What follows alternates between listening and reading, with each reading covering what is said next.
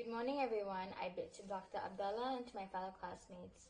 Today, my group and I will be discussing two separate cases that are involved in the violation of the international law, followed by the responsibility of that writing state to its citizen as well as others when faced with the consequences of the international community.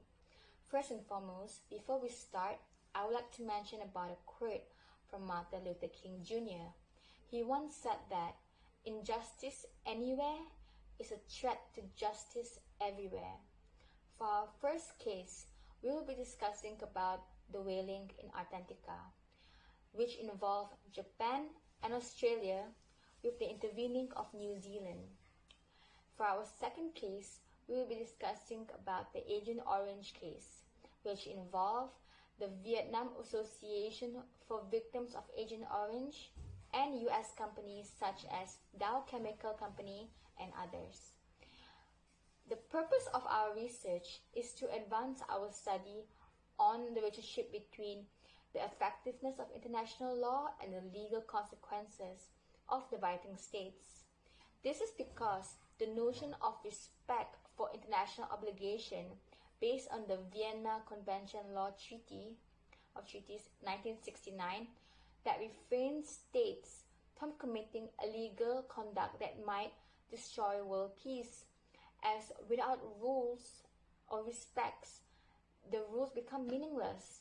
So, without further ado, Hanan will be our first presenter for the day. The Japan whaling history had started during Zaman period with the small-scale coastal industry.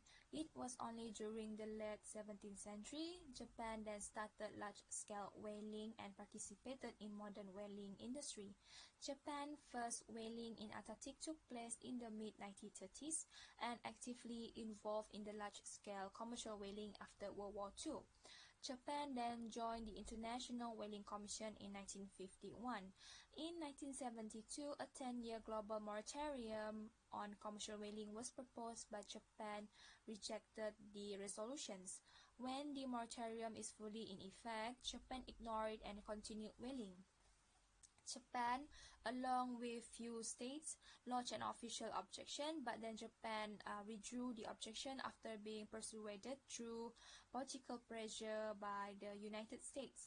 In the moratorium, there are few exemptions, such as the countries are permitted to hunt for whales for research purposes. Japan then started the scientific research in North Pacific and Antarctic under JARPAN and JARPAN 2, JARPA and JARPA 2. From year 1988, Japan had killed an average 1,800 whales.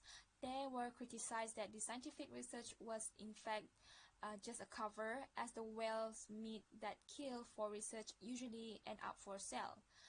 In 1994, Japanese whalers had killed more whales. In 2010, Australia submitted a formal proceeding against Japan in the International Court of Justice regarding Japan's special permit program in Antarctic. Australia alleged that Japanese whaling program was not for scientific purposes. New Zealand showed their support to Australia by lodging an declaration of intervention in International Court of Justice in 2013. In the International Court of Justice, Australia stated that Japan had continually breaching the obligations and refused to accept IWC recommendations. Australia argued that Japan's whaling program was exploiting the marine resources. After 4 years, the court agreed that Japan's whaling program was unscientific and ordered Japan to help the whaling in the Antarctic, and had decided Japan should withdraw all permits. On September 2018, Japan triggering a firestorm of international criticisms when they announced to withdraw from IWC and confirmed that they will resume commercial whaling for the first time after 30 years. Thank you. So the next presenter is going to be Rachel. Rachel's going to discuss about the effectiveness of it. So I'm going to talk about the effectiveness of the rule of the judgment made on whaling. So the judgment by ICJ can be considered as partially effective, as it only carried out within a short period of time, which is from 2014 to 2015. But the ruling was also too general, as it did not order complete cessation. It only gave guidance on what is and what is not, and refrained Japan from conducting further research activities under JAPA 2. Hence, the establishment of NUREPA. NUREPA is New Scientific Research Program in the Antarctic Ocean. It was very similar to JARPA 2 and only differ in the number of minke whale targeted annually, which is back in JARPA 2 it was around 850 minke whales, and in NUREPA it decreased to 333 minke whales.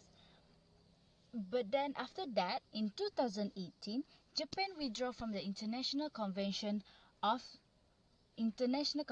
for the Regulation of Whaling, and also from International Whaling Commission. After that decision, they announced that they will continue their commercial whaling, which received a lot of criticism. But the commercial whaling will only restricted to their own territorial waters and their own exclusive economic zone, which is somewhere in the northern Pacific. So how does the public react to this? Japan have always faced pressure from the internationally, which can be seen from the neighboring countries like Australia and New Zealand, and also NGOs like Sea Shepherd. But after the decision on continuing their commercial whaling, they face more criticism on this. So yeah, they receive more of it, and but despite it, but they also receive domestic pressure from their own grassroots groups, but these groups does not receive enough support from the local. So yeah, doesn't have a lot of criticism. It was always the same thing. So yeah, that's all from me. Thank you. Thank you, Rachel and Hanan, for explaining the whaling case. So I want to ask Rachel, in your opinion, do you think the judgment of the case was effective enough?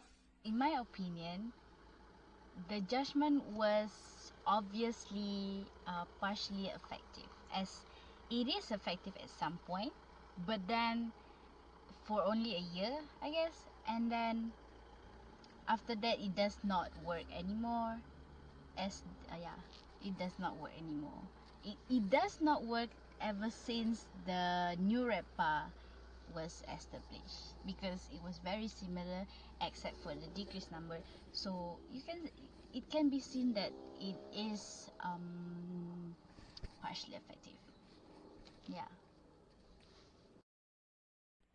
So Hanan, I would like to ask you, since Japan withdrew their objection on the 10-year moratorium on commercial whaling in 1985, how many scientific research activities has Japan conducted ever since? Since then, Japan has been conducting a whaling program, JARPA, JARPA 2, and JARPAN 2. Thank you. So that is all for our first case. For our next case, we are going to talk about the Vietnam Association for Victims of Agent Orange. So to explain furthermore, Gozi is going to take it from here. Operation Ranchan, 1961, began with the intention of destroying Vietnamese forests. The operation was approved by the US High Command and authorized the use of Agent Orange. When the US pulled out of Vietnam, many Vietnamese descendants are born with severe cases of birth defects. After this point, there is no international law which allows for the US to be tried as a whole on court due to the nature of international politics. However, there are compensations given out by the government to Vietnam War veterans affected by Agent Orange under the Agent Orange Act, 1991. A group of Vietnamese locals filed several lawsuits against the US, but it has proven to be unsuccessful as the compensation for those affected by the Agent Orange are only applicable to US citizens. The aftermath of the operation saw many direct descendants from the affected individuals born with birth defects, and some even suffered premature seizures and strokes. Most of the forests along the Ho Chi Minh Trail were destroyed prior to the extensive usage of Agent Orange around the region. Veterans of the war suffered similar issues when they returned from Vietnam as they were exposed to the dangers of Agent Orange, and suffered similar state but on a lesser scale as of those of the Vietnamese.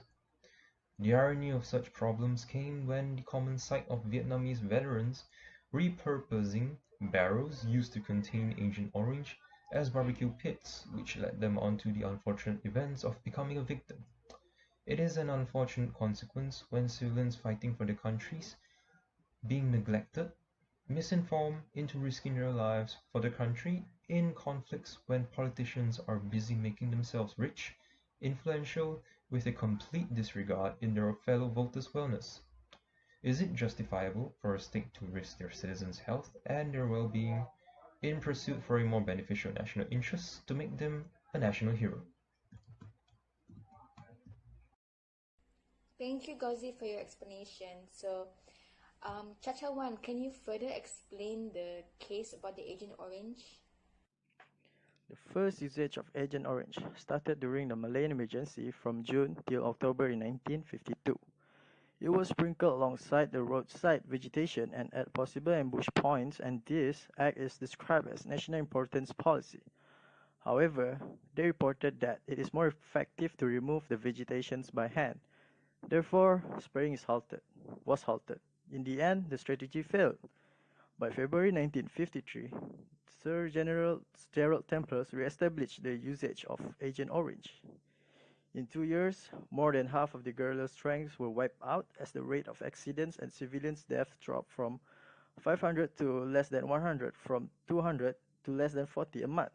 This strategy later adopted by the American in the Vietnam War, and since then witnessed the widespread usage of it. So, Go, I would like to ask you, why was the Agent Orange case dismissed? It was so serious in nature, like millions of people were affected by it. And why did suddenly the court judge dismiss the case just like that? Okay, Chelsea, so to answer your question of why was the Agent Orange case dismissed, the case was dismissed as it involves the national interests of US. If the US took the blame and compensated to the native Vietnamese, it will bring false impression towards the national community of US admitting their war crimes.